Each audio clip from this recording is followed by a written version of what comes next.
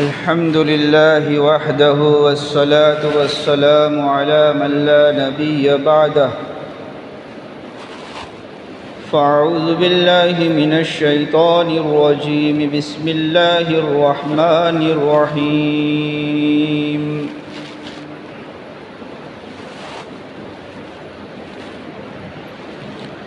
والعصر إن الإنسان لفي خسر إلا الذين آمنوا وعملوا الصالحات وتواصوا بالحق وتواصوا بالصبر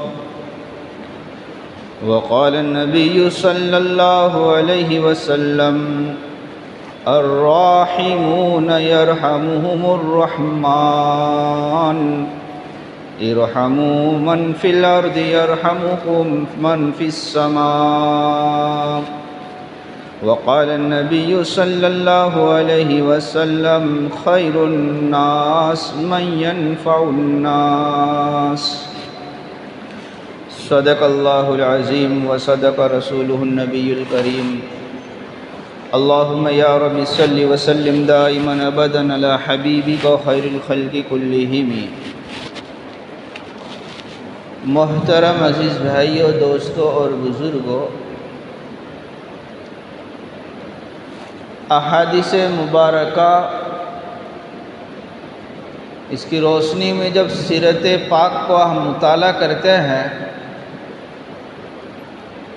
تو اللہ تبارک و تعالیٰ نے ہمارے نبی کو جو زیادہ تر تعلیم دی ہے عقائد اور توحید کے بعد، وہ ہے اللہ کے دوسرے بندوں کے ساتھ رحم کرنا، صلہ رحمی کرنا، خیر خواہی کرنا، بھلائی کرنا، ایثار اور ہمدردی کرنا، مصیبت زدوں کے کام آنا، پریشانی کی پریشانی کو دور کرنا، یتیموں، محتاجوں، مسکینوں، غریبوں کی فریاد رسی کرنا، اور ان تمام کے لیے اپنے دل کے اندر جگہ دینا، چاہے چھوٹا ہو، بڑا ہو، اجنبی ہو، پرایا ہو، پڑوس کا ہو، دور کا ہو، خاندان کا ہو یا نہ ہو، حتیٰ کہ مسلمان ہو کہ مسلمان نہ ہو، یہاں تک کہ انسان ہو یا جانور ہو، جانوروں کے ساتھ بھی رسول اکرم صلی اللہ علیہ وآلہ وسلم کی تعلیمات کے اندر دیا، رحم، مہربانی، ان کو تکلیف نہ دینا اور دوسروں کے دکھ درد کے اندر حصہ لینا، یہ اسلامی تعلیم کا بہت بڑا حصہ ہے، اور اسی کے ذریعے سے پوری دنیا کے اندر دین، حق، اسلام اور ایمان کا پرچم پوری دنیا میں لہرایا ہے. ہمارے دل میں دوسروں کے لیے جگہ ہو، ہمارے دل میں مخلوق کے لیے نرمی ہو، ہمارے لیے دوسروں کے لیے ایثار اور ہمدردی ہو.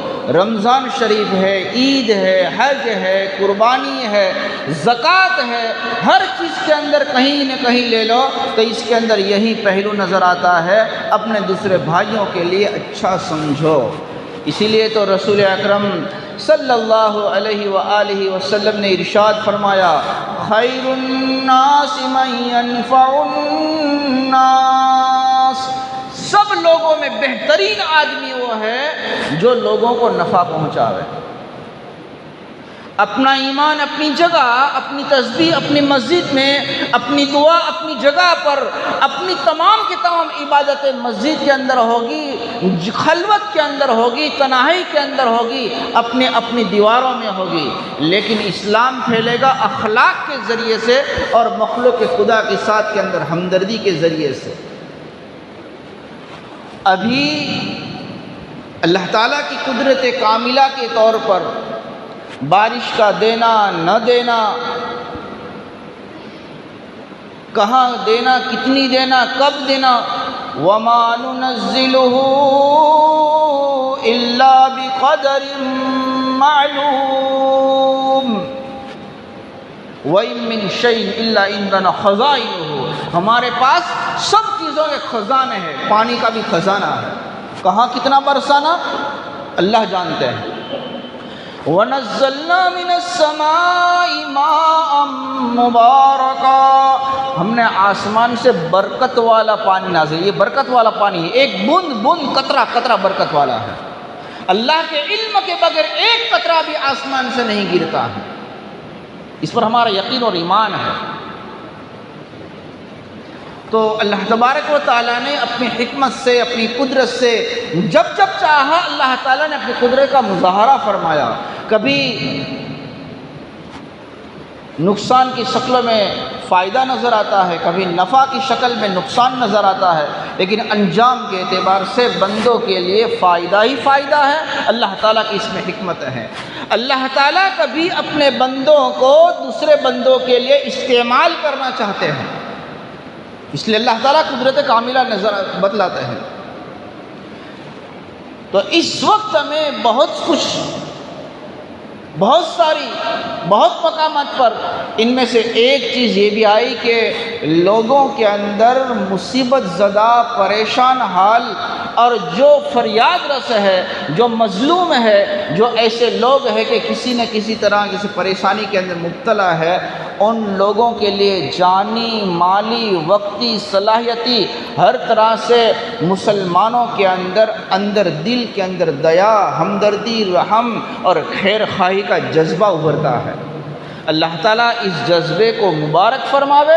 اس کو بھی دین سمجھنا چاہیے، اس کو بھی عبادت سمجھنا چاہیے، اس کو سیاست نہیں سمجھنا چاہیے، اس کو ماحول نہیں سمجھنا چاہیے، اس کو ٹیمپروری نہیں سمجھنا، بلکہ یہ اللہ کے نبی صلی اللہ علیہ وسلم کی سب سے پہلی تعلیم ہے، سب سے پہلی۔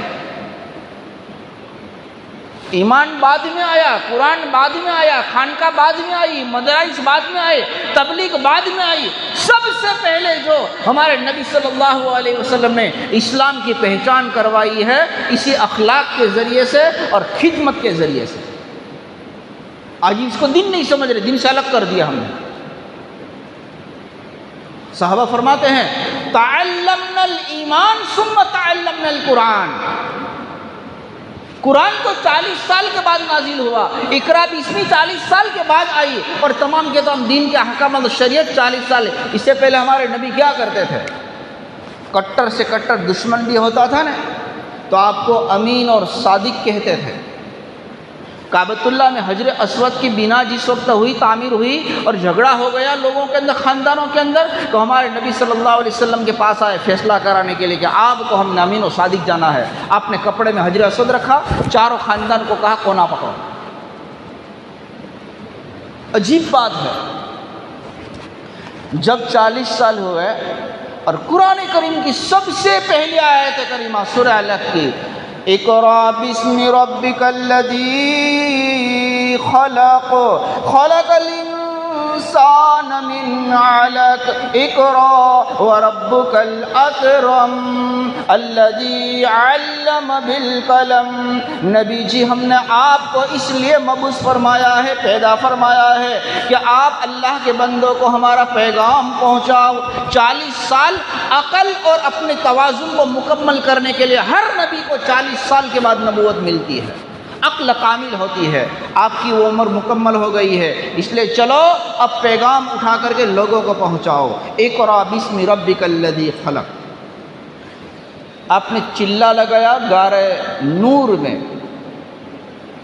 غار ہیرا میں، غار نور میں، جبل نور، اور جب 40 دن ہو گئے جبرائیل علیہ السلام تشریف لائے۔ سیرت اور تاریخ میں لمبا قصہ ہے۔ اچانک اس طریقے سے فرشتے کا دبوچنا، دبانا اور وحی کا بوجھ اور وحی کا تسلسل، آپ اپنے قلب اطہر کے اعتبار سے تھوڑے گھبرا گئے، اتر کر سیدھے ام المومنین حضرت خدیجہ رضی اللہ تعالی عنہا ان کی خدمت میں تشریف لائے۔ سیرت کے الفاظ، تاریخ کے الفاظ ہے، فرمایا زملونی زملونی، اے خدیجہ مجھے چادر اڑا دو، کملی اڑا دو، کپڑا اڑا دو، ٹھنڈی محسوس ہو رہی ہے، کپ کپی طاری ہو گئی ہے، ایسا واقعہ کہ کبھی نہیں دیکھا تھا، میں گھبرا گیا کوئی مجھے نقصان دینے والی چیز نہ پہنچ جائے۔ زملونی زملونی، گھر کی عورت کا اگر ہم نے مزاج دینی بنایا ہو، گھر کی عورت کو اگر ایمان سکھایا ہو، گھر کی عورت کو اللہ کی توحید سکھائی ہو، گھر کی عورت کو اگر ہم نے دین سکھایا ہو، اپنے شوہر کو سنبھالنے والی ہوتی ہے، ورنہ شرک و کفر کے اندر مبتلا کرنے والی ہوتی ہے۔ نبی کو سنبھالا دینے والی سب سے پہلی عورت، سب سے پہلی عورت۔ جب ہمارے نبی نے فرمایا کہ خدیجہ مجھے تو گھبراہٹ لگ رہی ہے، کچھ چادر اڑا دو، ٹھنڈی میں عام طور پہ انسان ہوتا ہے، تو اس وقت آپ نے ایک چادر اڑا دی۔ اللہ تعالیٰ کو ہمارے محبوب کی وہ ادا اتنی پسند آ گئی، فرمایا یا ایھا المزمل یا ایھا المدثر۔ مزمل، مدثر ہمارے نبی صلی اللہ علیہ وسلم کے نام اس میں مبارک ہے۔ اے کملی اوڑے ہوئے، او چادر اوڑے ہوئے، قم فانذر وربک فکبر وثیابک فطہر۔ اللہ نے خطاب فرمایا۔ حضرت خدیجہ نے چادر اڑانے کے بعد سرہانے پر جیسے کسی کو تسلی دی جاتی ہے، ہمارے نبی کے قریب آ گئی، شام کے ملک میں ساتھ میں دینے والی، اپنی جان اور مال کو اللہ کے نبی کو لٹانے والی، اور فرمایا وہ الفاظ بخاری اور مسلم کی روایت ہے۔ عورت نے نبی کو سہارا دیا، فرمایا آپ کو کچھ ہونے والا نہیں ہے، آپ کو کوئی چیز نقصان پہنچانے والی نہیں ہے، آپ کو کوئی تکلیف دینے والی چیز نہیں آئے گی۔ کیوں؟ اس لیے کہ آپ ایسا زیادہ نماز پڑھتے ہیں، زیادہ تلاوت کرتے ہیں، زیادہ یہ کام کرتے ہیں۔ نہیں، کچھ نہیں، کچھ نہیں، کچھ نہیں، اس لیے کہ اس وقت قرآن ہی نہیں تھا، قرآن اب نازل ہو رہا ہے، عبادت نہیں تھی، اس لیے کہ اب نازل ہو رہی ہے۔ تو کیا تھا؟ اللہ کی طرف سے حفاظت کا سامان، اللہ کی طرف سے سلامتی کا سامان۔ حضرت خدیجہ نے 4-5 چیزیں ارشاد فرمائی۔ کلا واللہ لا یخزیک اللہ ابدا، خدا پاک کی قسم ہے میرے سرتاج، اللہ تعالیٰ آپ کو کبھی رسوا نہیں کریں گے، آپ کو ذلیل نہیں کریں گے، آپ کو تکلیف نہیں پہنچائیں گے۔ کیوں؟ اس لیے کہ آپ تو ایسے کام کرتے ہیں۔ اور حضرت خدیجہ نے وہ 4-5 کام شمار کرائے، ایسے ہنارت، ایسے حالات میں، ایسے اوقات کے اندر ان چیزوں کو ہمیں دین سمجھ کر کرنا چاہیے۔ یہ کار نبوت اللہ کے نبی کا کام ہے۔ یہ کیا کرتے ہیں؟ کلا واللہ لا یخزیک اللہ ابدا انک لتصل الرحم، آپ صلہ رحمی کرنے والے ہیں، رشتہ ناتا جوڑنے والے ہیں، توڑنے والے نہیں ہیں۔ جو توڑے اس سے بھی جوڑنے والے ہیں آپ، اور جو ایسا کام کرے گا اللہ اپنے سے جوڑے گا، اپنی حفاظت میں رکھے گا، اللہ اس کو کبھی بھی رسوا نہیں کرے گا۔ انک لتصل الرحم۔ نمبر 2، وتحمل الکل، اور جو محتاج ہے، جو بیچارے کسی قسم کی اپنے اوپر جو ہے اپنی ضرورتوں کو پورا نہیں کر سکتے ہیں، ایسے محتاجوں کے بوجھ کو اٹھاتے ہیں، سہارا دیتے ہیں۔ بے سہاروں کا سہارا آپ ہے۔ تحمل الکل وتکسب المعدوم، جس کے پاس کچھ نہ ہو اس کا سہارا بن جاتے ہیں، یتیموں کا، بیواؤں کا، مسافروں کا، اب سہارا بن جاتے ہیں۔ وتقری الضیف، آپ مہمان نوازی کرتے ہیں۔ اور آخری فائنل 5ویں بات، وتعین علی نوائب الحق، اور کبھی کبھی مظلوم پر ظلم آ جاتا ہے، آسمانی سلطانی آفت آ جاتی ہے، نہ ہونے کی ہو جاتی ہے، انسان کا گھر بار لٹ جاتا ہے، تو ایسے وقت کے اندر دوڑ کر کے آپ جو ہے اس کی دستگیری کرتے ہیں، ہاتھ پکڑتے ہیں، اس کی ضرورتوں کو پورا کرتے ہیں۔ طوفان ہو، سیلاب ہو، زلزلہ ہو، وتعین علی نوائب، کسی انسان پر کوئی ظالم مسلط ہو گیا، کسی کو جیل میں ڈال دیا، کسی کا کچھ گھرانہ ویران ہو گیا، تو فوراً آپ دوڑ کر کے، مسلمان ہو کہ مسلمان نہ ہو، جانا پہچانا ہو کہ نہ ہو، قریبی ہو کہ اجنبی ہو، وتعین علی نوائب الحق۔ مکہ کے اندر آپ کا سکہ اسی لیے تھا، حضرت خدیجہ نے فرمایا ایسے ایسے پیارے بڑے بڑے مکارم اخلاق آپ کے اندر ہے، نبی جی آپ نہ گھبراؤ، آپ کو اللہ رسوا نہیں کرے گا۔ اور اتفاقی بات ہے میرے بھائیوں، کبھی کوئی زندگی میں ایسی بات آ جاتی ہے کہ وہی بات دوسری کا فوراً فٹ ہو جاتی ہے۔ تاریخ نے لکھا ہے جب ہجرت کے موقع پر ہمارے نبی علیہ السلام نے حضرت ابوبکر صدیق یار غار کو کہا، صدیق چلو، مکہ والے تو بہت ستاتے ہیں، ہمیں تو ہجرت کر کے مدینہ جانا ہے، یثرب جانا ہے۔ تو حضرت ابوبکر صدیق نے بھی کسی طریقے سے اپنے جو دوست قسم کے لوگ تھے اس پر اظہار کر دیا کہ ہم کو یہاں پر بہت ستایا جا رہا ہے، ہمارے ایمان کی سلامتی نہیں ہے، میں مکہ چھوڑ دوں گا۔ تو اس وقت ابن دغنہ بہت بڑا مکہ کا مشہور آدمی ہے، اس نے بھی حضرت ابوبکر کو یہی الفاظ استعمال فرمائے، آپ صلہ رحمی کرنے والے ہیں، بیواؤں کا خبر گیری کرنے والے ہیں، یتیموں کے سرتاج ہیں، آپ مہمان نوازی کرنے والے ہیں، آپ کبھی بھی مدینہ مکہ چھوڑ کر کے مدینہ نہ جاؤ۔ یوسا وہ ہے اللہ کی نقد مدد کو آسمان سے اتارنے والے ہیں۔ ارحموا من فی الارض یرحمکم من فی السماء، اے لوگو تم زمین والوں پر رحم کرو، آسمان والا تمہارے اوپر رحم کرے گا۔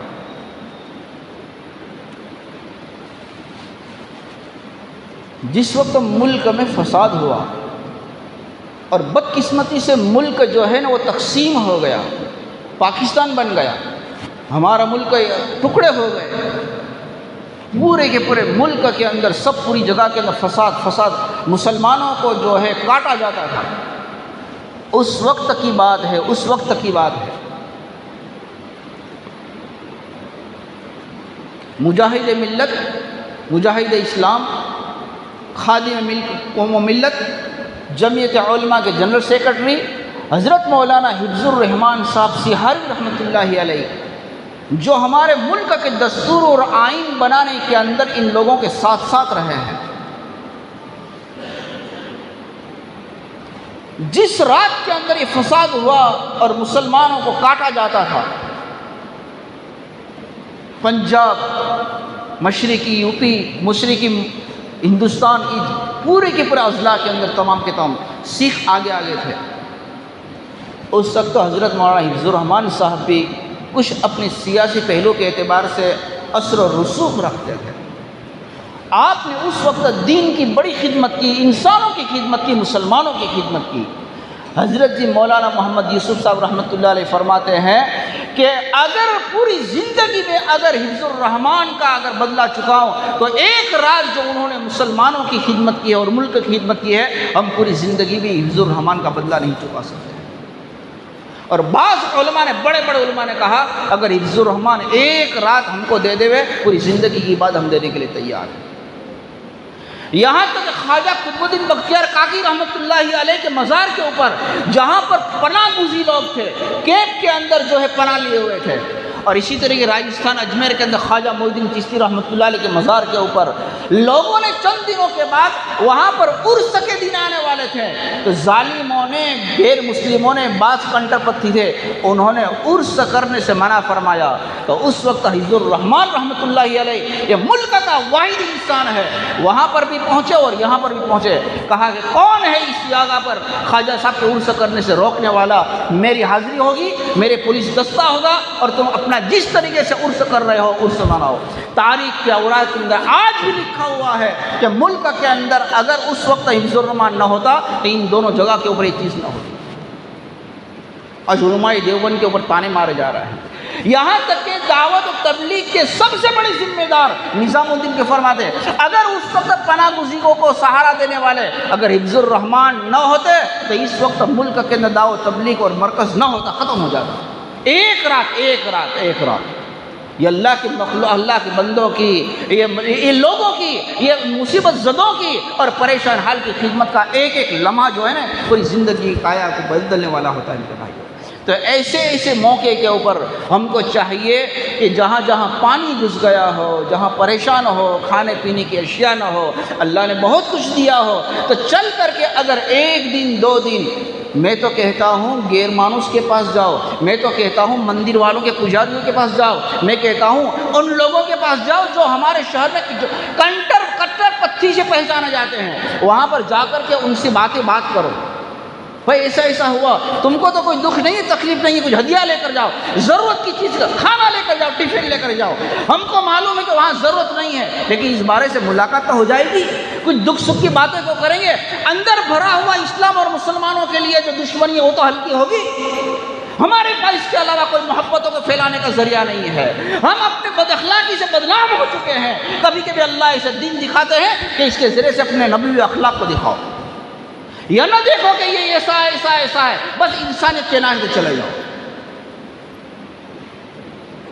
بہت بڑی بات کہہ رہا ہوں میں، اس وقت ہمارے لیے سہارا، ہمارے لیے اللہ کی مدد کے لیے حسن اخلاق اور اللہ کے مخلوق کی خدمت کے علاوہ کوئی اور چیز نہیں ہے، ایمان کو پکا کرنے والی چیز ہے۔ اللہ تعالیٰ سے دعا کرتے ہیں اللہ تعالیٰ ہمیں یہ چیزیں سمجھا دے۔ ایک حدیث پڑھ کر کے میں اپنی بات کو ختم کر رہا ہوں، اللہ تعالیٰ بصیرت کے ساتھ اس پر عمل کرنے کی توفیق نصیب فرماوے۔ حضرت ابو ہریرہ رضی اللہ تعالیٰ عنہ مروی ہے، رسول اکرم صلی اللہ علیہ وسلم نے ارشاد فرمایا،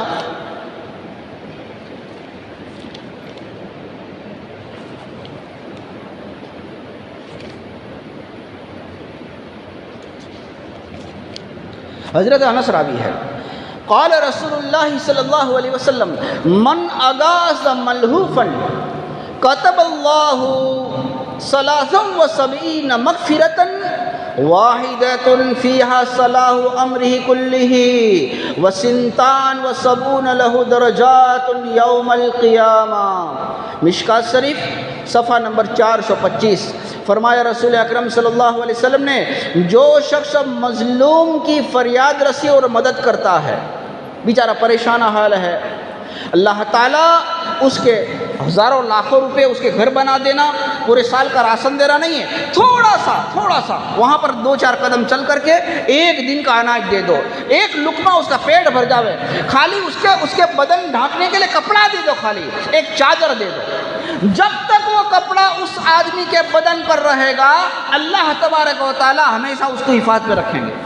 حدیث پاک میں آتا ہے، کپڑا نہیں، کپڑے کا ایک ٹکڑا اگر اس کے بدن پر رہے گا اللہ تعالیٰ کی حفاظت میں رہے گا۔ حدیث پاک کا ترجمہ کرتا ہوں، جو آدمی مظلوم کی فریاد رسی اور مدد کرتا ہے اللہ تعالیٰ اس کے لیے 73 بخشش لکھ دیتے ہیں۔ ایک بخشش ہمارا بیڑا پار ہونے کے لیے کافی ہے، یہ 73 اور 3 73 بخشش اللہ لکھ دیتا ہے۔ ان میں سے ایک بخشش تو وہ ہے جو اس کے تمام دنیاوی اور اخروی کام کے صلاح فلاح کی ضامن ہے۔ 73 میں سے ایک گیا، 72 باقی رہی، اور باقی 72 بخششیں قیامت کے دن ان کے درجات کے بلند کرنے کے لیے اللہ تعالیٰ باقی رکھیں گے۔ اب دیکھو کتنا بڑا سوال ہے۔ ایک حدیث میں فرمایا رسول اکرم صلی اللہ علیہ وسلم نے، من نفس عن مسلم کربۃ من کرب الدنیا نفس اللہ عنہ کربۃ من کرب یوم القیامہ۔ جو آدمی مسلمان کی دنیاوی مصیبت میں سے کوئی مصیبت پریشانی دور کرے گا اللہ تعالیٰ قیامت کی پریشانیوں سے بڑی پریشانی دور کر دیں گے۔ جو کوئی دنیا میں تنگ دست کو آسانی دے گا اللہ تعالیٰ دنیا اور آخرت میں سہولت دیں گے، اور جو کوئی دنیا میں کسی مسلمان کی پردہ پوشی کرتا ہے اللہ تعالیٰ دنیا اور آخرت میں پردہ پوشی کریں گے۔ یعنی جتنا بھی گنہگار ہو اللہ تعالیٰ ستاری فرما کر کے معاف کر دیں گے۔ اللہ تعالیٰ اس وقت تک بندے کی مدد فرماتے رہتے ہیں جب تک کہ بندہ اپنے مسلمان بھائی کی مدد کرتا ہے۔ ہم چاہے کہ اللہ ہماری مدد کرے، ہم اللہ کی مخلوق کی مدد کرے، ہم چاہے کہ اللہ ہمارے اوپر رحم فرماوے، ہم اللہ کی مخلوق پر رحم کرے۔ اللہ تعالیٰ ان باتوں پر سمجھ کر کے عمل کرنے کی توفیق نصیب فرماوے۔ وآخر دعوانا ان الحمد للہ رب العالمین۔